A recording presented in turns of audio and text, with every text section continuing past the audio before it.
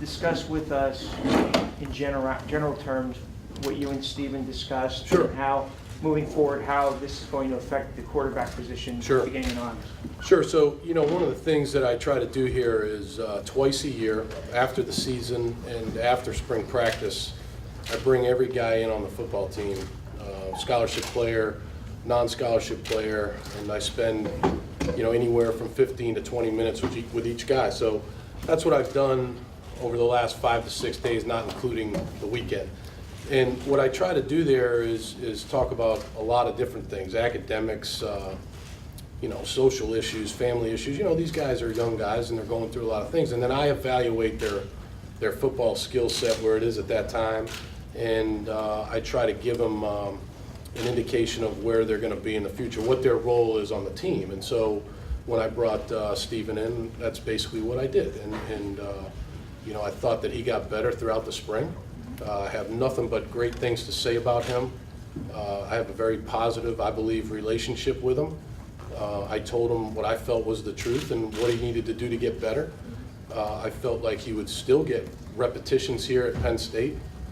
No starter has been named, but I told him, that look, going in, maybe you won't get quite as many repetitions as the other guys, but you're still going to get reps. And again, because of the situation that we're in right now, we're in a, what I would call an open transfer situation, where guys can still transfer up until August 1st of 2013 and play right away.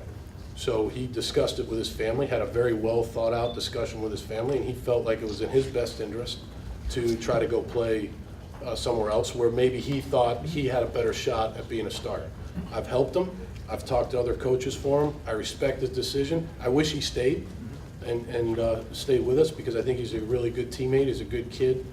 And, again, it had nothing to do with discipline, had nothing to do with academics. He's a model citizen. He's a really good student, comes from a great family, and I wish him the best. Going forward, how is that going to affect the quarterback position, because Christian can't come in until June? Right. Does that change anything? Well, you would definitely say that the job is between two guys, and you would say right now that Tyler Ferguson, having been here since January, is a little bit ahead of where Christian Hackenberg is, only because he's been here, and he's been through 15 spring practices and countless meetings. So going into the summertime, when the freshmen get here, I believe it's June 22nd, they report for the summer bridge program, so Christian will be here for that. And then they're able to, because of the rules, they're able to work out with the strength staff, and on their own, they're able to throw and do things like that. So I'm sure he'll jump right into that. But you would obviously say that Tyler's be a little bit ahead of him right now going into training camp. But the job will be between those two guys. They're going to get equal reps at the beginning of camp? Yeah, I would say that they would get pretty much equal reps. I mean, if you pin me down on that, I'd probably tell you that if you at the end of the day, maybe Tyler gets a few more reps than Christian. But I would say for the most part, statistically speaking, it'll be equal reps. Bill, how happy were you to see Mike Marty get drafted, especially he'll get that camaraderie again with Hodges and getting in there out there in Minnesota? I was thrilled for Mike. I'm thrilled for all those guys: Jordan, Gerald Hodges, Michael. Then the guys that signed. We got Stank up there with the Patriots, Stephon Morris with the Patriots, Michael Zordich, I think, is going to Carolina. Mike Farrell's with Pittsburgh, and I know that I'll let Matt McGloin release it on his own, but I think he's got a chance to get into a camp this weekend, which I'm just thrilled for those guys. And again, I can't say enough about what they meant to me personally, what they meant to our football program. I wish we had them all for more than 1 year. But, that's college football, but, I wish those guys the best, and I think they'll do great. But number one goal is to thank everybody for their support and how much that's going to mean to us going forward. It's great to catch up, and our relationship has been rock solid all year. I think he's been to 8 to 10 games of ours, which is a lot, I think, and really supported us, came and talked to our team. He's opened the doors for us. I have our guys going over there and lifting in their weight room, going in the indoor facility over there, doing their runs and whatever they need to do. It's only gotten stronger. We have a great relationship built on trust, and You know, we understand we got to help each other out as much as we can. And this bus ride this morning, I mean, the people on the bus can tell you, it was great to catch up. We were laughing a lot because we don't get to spend an hour together. We just don't have that type of time. And just to go over our years, we're going over blue, white, going over my season, you know, the Michigan game, things like that, and things where we're headed and what we need to do. So we had a lot of fun. And it was only an hour and a half, so it's only going to get better, I'm assuming. All three of those guys in one backcourt. Newbill go to the wing. You got any plans for that? Marshall go to the wing, or you don't know what to do?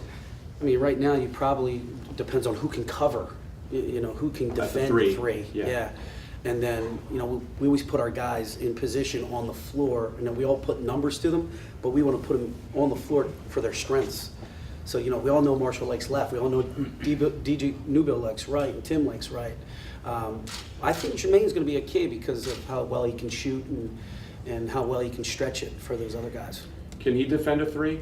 I mean, ideally, can. neither Newbill or Marshall is a I believe defensive Jermaine. three. I right? think Jermaine can defend a three if we need him to, but I think DJ's, you know, a little bit stronger at 205. Jermaine's just under 200, so I think DJ could probably do it. So now you've got essentially a three who can play point guard. That's not bad, right? It's not bad. We got some options, Yeah. which will be a lot of fun.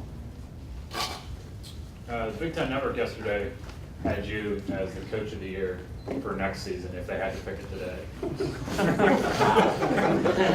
So I don't know. That's exciting. We're not jumping the gun on it. So, No pressure.